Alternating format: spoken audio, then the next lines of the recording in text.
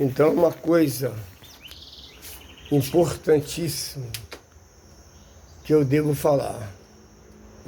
Passei por isso, já fui pastor também, dessa maneira, tentei reverter a situação lá dentro daquele esquema que existe hoje, mas foi difícil, as pessoas não conseguiam. Elas reverenciavam aquele local, ali onde tem um púlpito, o lugar mais alto ali, o palco, não é altar. Claro que aquele não é altar. E nem o púlpito também é sagrado. É para botar a Bíblia em qualquer lugar, existe isso, qualquer seminário, qualquer auditório, escola. Você tem um púlpito, uma palavra circular, que você a usa para colocar seus livros, aquilo que você vai dizer, aquilo que você vai ensinar, no caso de professor, o orador, tá? Então, isso é uma coisa muito importante, é muito importante. E é gravíssimo, isso é gravíssimo.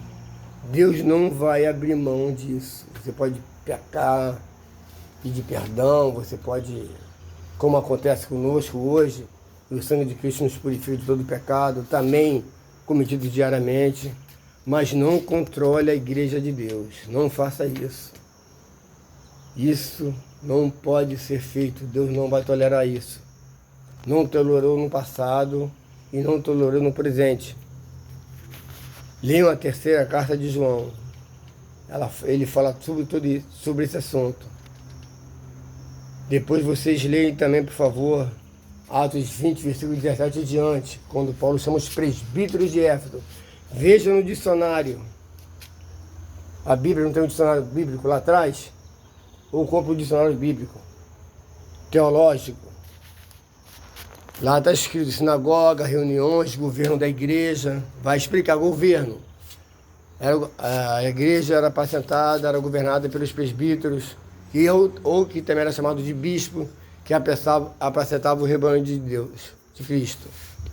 Quando fala da sinagoga, fala como é que era o templo, como era a reunião, como ele se reuniu os judeus.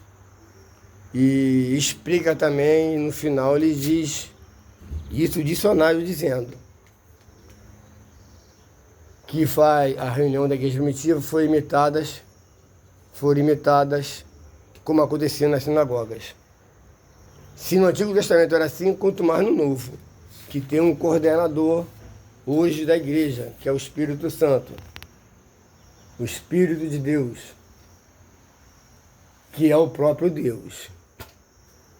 Que habita em nós quando você crê em Jesus Cristo como Senhor e Salvador de sua vida. Então a igreja é formada pelas pessoas que creem em Jesus Cristo.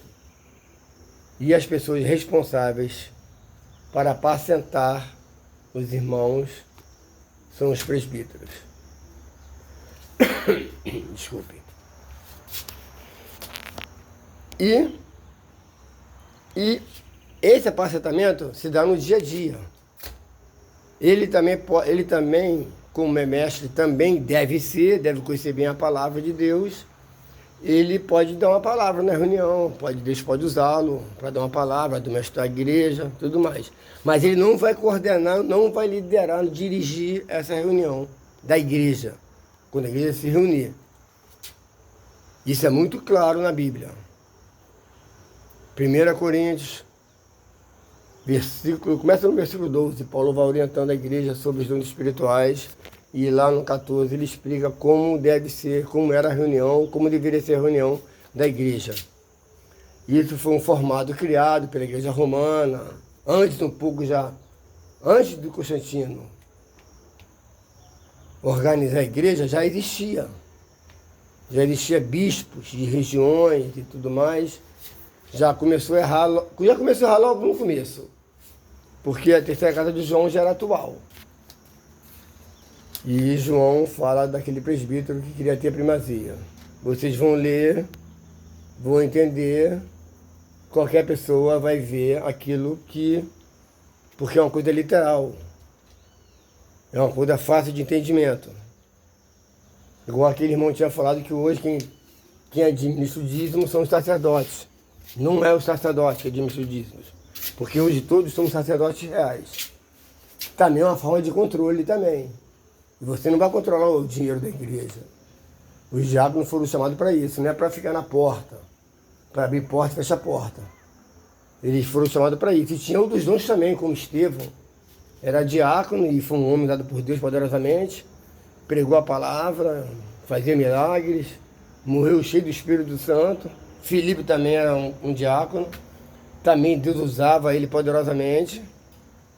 Transportava ele de um lugar para outro para pregar o Evangelho. É isso que nós queremos viver. É isso que eu quero viver.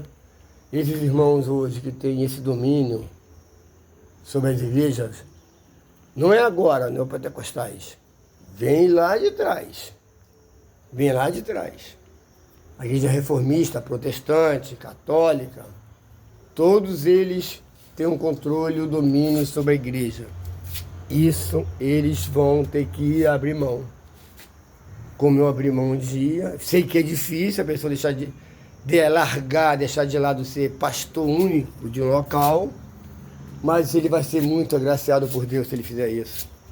Porque ele vai ser muito usado por Deus. Ele não tem ideia disso, não tem ideia. Que o Espírito Santo vai fazer uma obra na vida dele poderosamente. Entendeu? É isso. É essa palavra que eu creio que Deus está falando no passado e está falando hoje claramente conosco. Porque essa palavra diz isso e devemos praticá-la. Praticá-la. Se você controla o povo de Deus, tem um domínio sobre ele, não faça isso. Não faça isso.